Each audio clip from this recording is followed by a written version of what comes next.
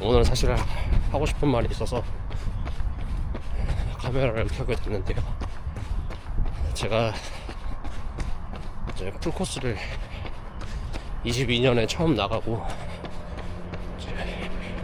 개인적인 사정으로 2년 만에 춘천 마라톤에 나가게 됐어요. 결론적으로 저는 PB를 세웠는데 기분이 그렇게 좋지 않은 그런 기분이었어요. 이제 원래 같으면 기분이 좋았어야 했는데 기분이 그렇게 좋지가 않더라고요. 왜냐면 제가 여름에 나름 열심히 달렸는데 장경인대가 다시 아프고 아킬레스건도 아프고 이제 발목까지 아프면서 완주를 했긴 했어요. 근데 그렇게 완주하니까 기분이 좋지가 않은 거죠. 근데 곰곰이 생각해보니까 내가 왜 아픈가 생각을 해봤거든요. 근데 아플 수밖에 없었던 이유가 있어요.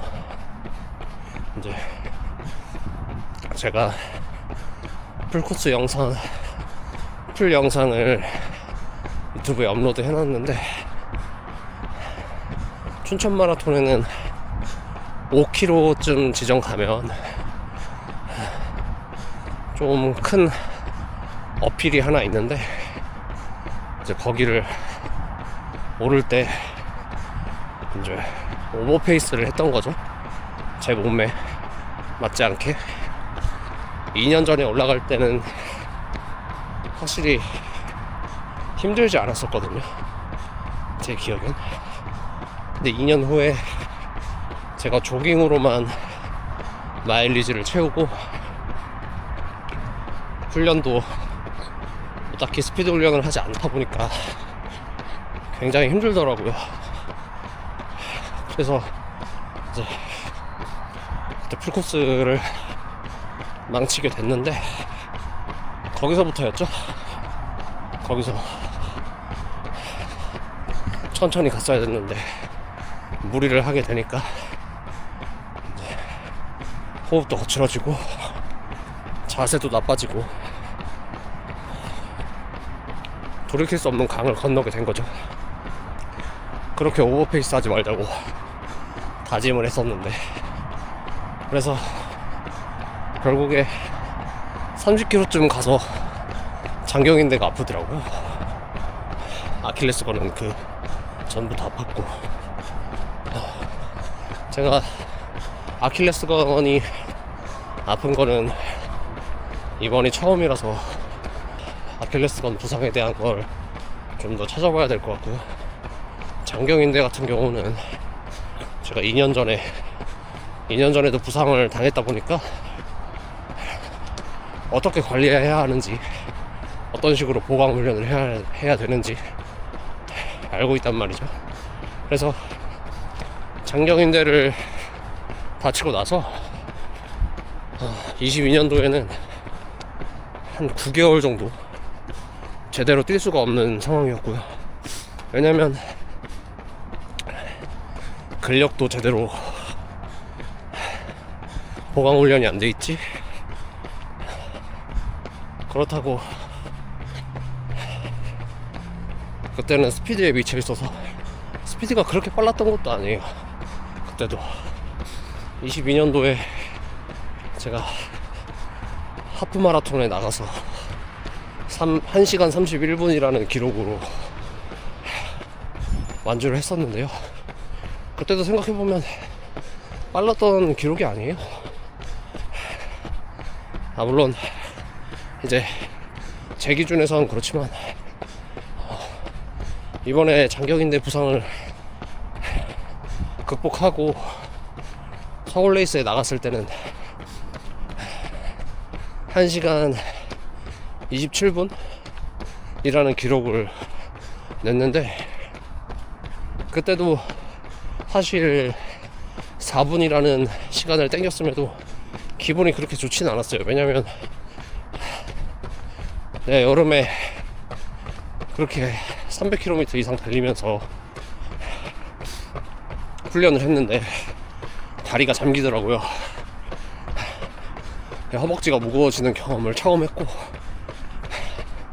그리고 거기서 피기했다고 기분이 좋지가 않았던 큰 이유는 이제 경기 마라톤은 지하차도도 왔다 갔다 하고 마지막에 언덕도 오르는 코스였어요. 22년도 당시에. 근데 서울 레이스는 그냥 온전하게 평지였거든요. 근데 거기서 4분이라는 시간을 땡기니까 뭐 2년 전이랑 지금이랑 그렇게 크게 달라진 게 없다고 생각을 하는데, 사실 달라졌죠. 그 기록이 4분이라는 기록이 그냥 단축된 건 아니니까. 제가 여름에 열심히 훈련했긴 했으니까 그래도 뭐 그럭저럭 춘천 마라톤보다는 기분이 그렇게 나쁘진 않았는데, 춘천 마라톤은 기분이 굉장히 나빴어요.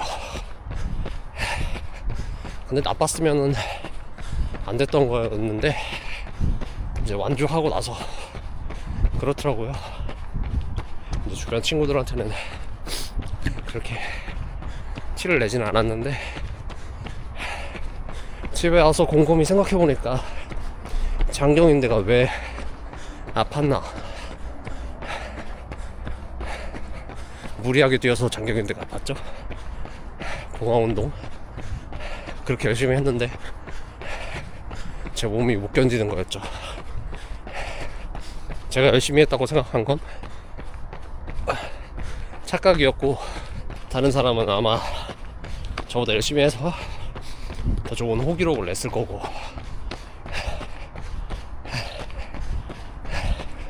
그들의 기록을 부러워하기보다는 리스펙 하거든요. 근데 이제 저는 저에게 굉장히 실망을 했고, 근데 그러면 안 됐던 거였죠. 제가 이미 오버페이스를 했던 상황이고 그랬으면 안 됐어요. 그래서 제가 오늘 카메라를 켠 이유는 내 기록을 납득하고 받아들이자입니다. 나는 나대로 열심히 했고, 열심히 했으니까 이 기록이 나온 거고, 어쨌든 나는 신기록을 세웠잖아요.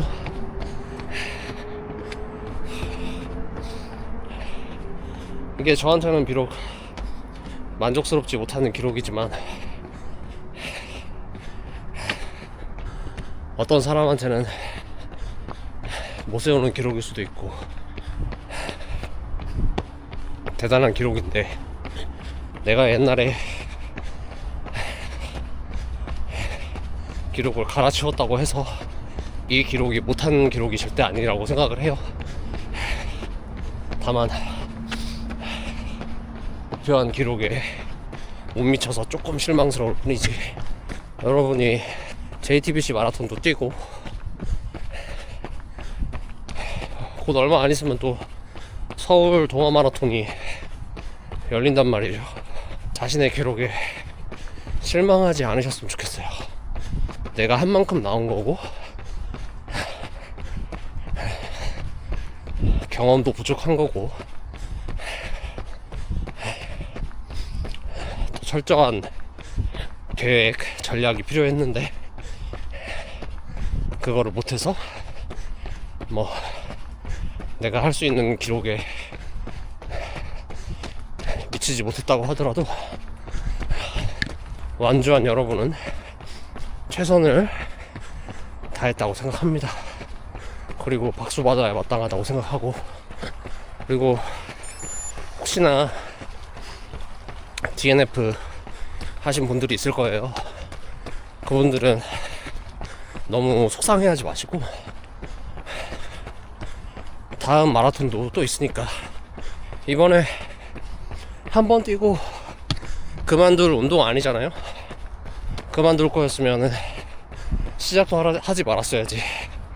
이미 발을 들였으면 다음에도 기회가 있으니까. 우리 오래만 사는 사람은 아니잖아요. 물론 이번만 나가고 그만두시는 분들도 있겠지만, 운동 꾸준하게 해서 건강하게 목표도 자신만의 목표 가지면서 동기부여 했으면 좋겠어요. DNF도 정말 큰 용기가 필요하거든요. 물론 그 당시의 기분이 비참할지라도 내가 달리지 못하는 상태인데 꾸역꾸역 달린다고 해서 얻어지는 거는 만족스럽지 못한 기록과 뭐 부상을 입었으면은 더 악화가 될 수 있는 상황이 올 수도 있고, 뭐 더 심해지면 앰뷸런스에 실려서 만주를 할 수도 있는 상황이 되니까 DNF도 굉장히 용기가 필요한 것이라고 생각이 돼요. 저는 22년도에 실제로 30km가 되기 전에 장경인대가 엄청 아팠었거든요. 풀코스가 처음이었고 장경인대를 아팠던 경험이 전혀 없었으니까 꾸역꾸역 뛰었단 말이에요. 그리고 나서 레이스를 완주하니까 제가 다리를 절고 있더라고요. 다리를 저니까 춘천에서 집에 가는데 얼마나 힘들었겠어요. 내 기록은 나밖에 안 알아주는데 굳이 여러분이 다쳐서까지 완주할 필요도 절대 없고요. 만약에 다치면 그 자리에서 멈추시고, 뭐 다침의 정도에 따라 다르겠지만 조금 더 갈 수 있겠다 생각되시면 진행하는 거고, 다리를 절어서까지 완주하는 거는 미련하다 생각해요. 왜냐면 제가 그랬기 때문에 거의 10개월 동안을 10km 이상을 뛰지를 못했어요. 오늘 초반에는 3km 뛰는 것도 힘들었어요. 그래서 저는 술도 마시지 않고 스트레스를 온전히 스트레스를 온전히 달리기로 푸는 사람인데, 깜짝이야. 뛰지 못하니까 이게 사람이 굉장히 우울해지더라고요. 그래서 그때부터 장경인대에 대한 해결법을 엄청나게 찾기 시작했죠. 뭐 보강운동부터 시작해서 이게 왜 생기는지에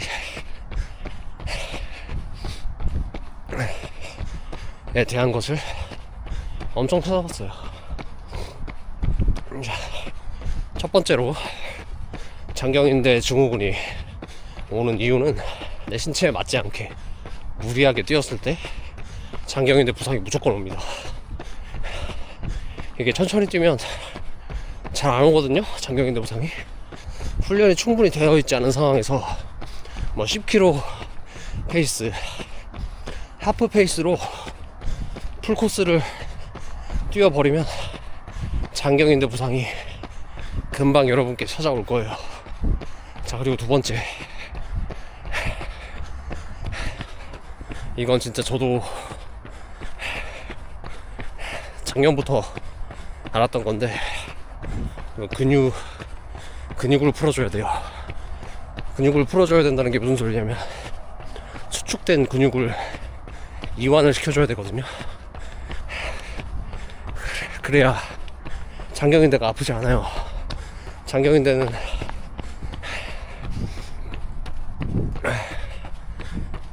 보강만 해서 절대 풀어지지 않아요. 보강 운동과 뭐 마사지건이나 폼롤러를 사용했을 때, 그때 비로소 장경인대가 덜 아파지기 시작합니다. 진짜 보강 운동도 보강 운동인데 폼롤러를 진짜 열심히 하셔야 돼요. 저도 폼롤러가 무슨 도움이 되겠어 라고 생각했는데 분명 도움이 됩니다. 폼롤러만 하면 안 돼요. 보강 운동, 하체 근력 운동도 같이 해주셔야 이제 장경인대가 덜 아파요. 그래서 저는 이 장경인대를 극복하기 위해서 엄청난 노력을 했고요. 지금 대회 끝난 지 5일 차인데 지금 이렇게 뛰고 있죠. 오늘 다리 상태가 조금 괜찮은 것 같아서 10km 정도까지만 뛰어볼까 생각 중입니다. 그래서 뭐 제 기록에 만족을 못한다 해서 장경인대 부상까지 말하게 됐는데, 저는 사실 이 기록에 만족을 해야 돼요. 나는 내 신체는 이게 최선이기 때문에 여기서 마라톤을 그만둘 것도 아니고. 그래서 최종적으로 하고 싶은 말은 즐겼으면 좋겠어요. 여러분들이 여름이 됐건 겨울이 됐건 덥고 추울 때 밖에서 열심히 뛰고 그 기록을 증명하는 자리지만, 마라톤은 러너들의 축제잖아요. 그러니까 여러분이 증명하면서도 동시에 즐겼으면 좋겠어요.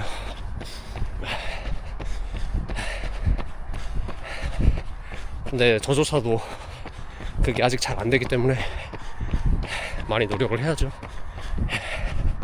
저는 내년에 서울 동아 마라톤을 목표로 다시 나아갈 거고요. 물론 기록도 중요하지만 다치지 않으면서 기록을 내는 걸 목표로 즐겁게 뛰고 싶어요. 제가 이번에 처음으로 액션캠을 들고 뛰면서 이제 아는 사진 작가분에게 사진이 찍혔는데요, 처음으로 마라톤에서 웃는 모습이 찍혔더라고요. 다 힘들어서 죽어가는 사진밖에 없었는데 이 액션캠 때문에 약간 즐기게 됐어요. 왜냐면 자원봉사자 분들이랑 호응도 하고 같이 달리면서 응원하시는 분들이랑 같이 교감도 하고 기분이 좋았어요. 그런 걸 있게 해준 액션캠에게 감사를 해야 되겠네요. 그래도 생각해보니까 기분 나쁜 일만 있었던 건 아니에요. 풀코스 마라톤이. 저는 이제 춘천 마라톤을 2회를 완주를 했고요. 이제 명예 전당까지 들려면 약 8회가 남았습니다. 8년을 더 뛰어야 되는 거죠. 그래서 여기서 실망하기보다는 더 나아가는, 더 건강해져서 돌아오는 제가 되도록 하겠습니다. 앞으로 이제 날씨가 점점 더 추워질 건데, 뭐 추워지면 어떻게 달리는지 뭐 그런 영상도 한번 찍어보고, 같이 영상 보시는 분들도 마라톤 뭐 하루 이틀 할 것도 아니니까 끝까지 오래오래 건강하게 즐기셨으면 좋겠어요. 오늘 뭐 두서없이 말하긴 했는데, 저는 대본이 없기 때문에, 그리고 초보 유튜버고 오늘의 기록을 남기는 것도 되게 만족을 하고요. 다음에는 아마도 제가 JTBC 마라톤 응원을 가기 때문에 응원 영상으로 돌아오지 않을까 싶습니다, 여러분. 지금 뭐 러닝 붐이잖아요. 마라톤의 인기가 높아지는 건 좋지만, 그래서 관심도가 높아지는 것도 좋지만 단점이 있어요. 마라톤 대회를 신청하지 못한다는 게 큰 단점이죠. 아마 많은 분들이 느끼고 계시지 않을까 싶습니다. 그래도 관심도가 높아지는 건 좋은 현상이니까, 마라톤 대회도 운영이 좀 더 좋아지겠죠. 접수 방법이나 뭐 대회 뽑는 자원봉사 인원 등 그런 게 더 많아지겠죠. 그리고 나아가서 마라톤의 인기가 많아지면 우리나라도 올림픽에서